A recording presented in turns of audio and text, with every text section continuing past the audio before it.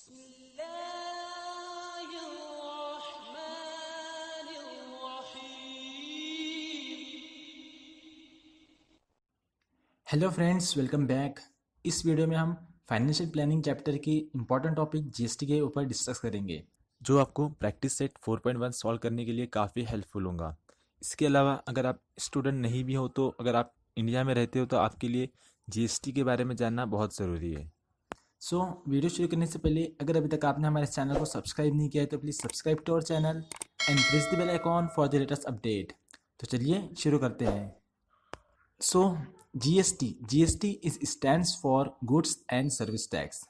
Goods मतलब कि जो भी सामान, जो भी आपके नज़रों के सामने जो भी सामान होता है, यानी जो भी सामान आप इस्तेमाल करते हो, जैसे कि बुक्स, पेन, कपड़े, जूते और जो भी आपको सामान दिखता है, ये सभी गुड्स में आता है। और अगर हम सर्विस की बात करें तो जो भी सर्विस गवर्नमेंट हमें प्रोवाइड करती है, जैसे कि आप एक शहर से दूसरे शहर जाने के लिए रोड्स का इस्तेमाल करते हो, वो रोड्स भी आपके लिए एक सर्विस है। अगर आपके पास आपकी खुद की बाइक या कार नहीं है तो आप जिस बस से ट्रैवल करते हो, वो बस, वो भी गवर्नमेंट की तरफ से हमारे लिए एक सर्विस है।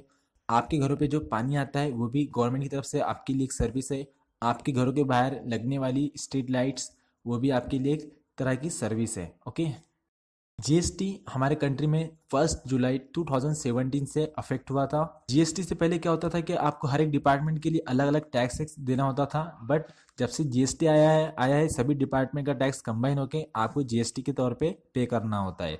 जीएसटी का एक प्लस पॉइंट यह है कि अगर आप कोई भी सर्विस या गुड्स का टैक्स देते हो तो वो टैक्स उसके नीड पर डिपेंड होता है। अगर जिस गुड्स की ज़्यादा आपको नीड होती है उस पर उतना ही कम टैक्स होता है, जिसकी आपको कम नीड होती है उस पर आपको ज़्यादा टैक्स देना होता है। जैसे कि हम जो खाना खाते हैं, दाल, चावल, सब्ज़ी, इन चीज़ों पे हमें टैक्स नहीं देना होता है। उसी तरह से अगर हम इसमें हमारे खाने में अगर हम घी, बटर, ड्राई फ्रूट्स यूज़ करते हैं तो इनका हमें टैक्स देना होता है। यही सेम कंडीशन आपकी सर्विस के लिए भी अप्लाई होता है। जिस चीज़ की आपको ज़्यादा ज़रूरत है उस पर आपको जीएसटी नहीं देना होता है और उसी के हिसाब से जीएसटी कम लगता है या फिर ज़्यादा लगता है।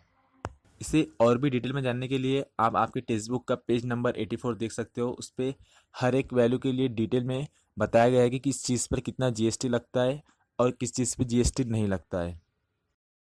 देन यही जीएसटी टैक्स आगे चल के दो पार्ट्स में डिवाइड होता है, एक सीजीएसटी और एक एसजीएसटी। सीजीएसटी का मतलब होता है कि central goods and service tax and SGST का मतलब होता है कि state goods and service tax. आप जीएसटी का जितना भी पैसा गवर्नमेंट को पे करते हो वो पैसा दो इक्वल पार्ट्स में डिवाइड होता है। एक स्टेट गवर्नमेंट के लिए होता है और एक सेंट्रल गवर्नमेंट के लिए होता है, और ये दोनों भी आपका पैसा इंडिपेंडेंटली यूज़ कर सकती है।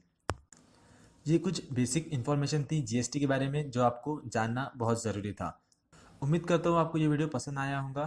तो जाने से पहले वीडियो को लाइक कीजिए, शेयर कीजिए और नीचे दिए हुए आइकन पे टच करके हमारे चैनल को सब्सक्राइब कीजिए। तो मिलते हैं नेक्स्ट वीडियो में। Thanks for watching.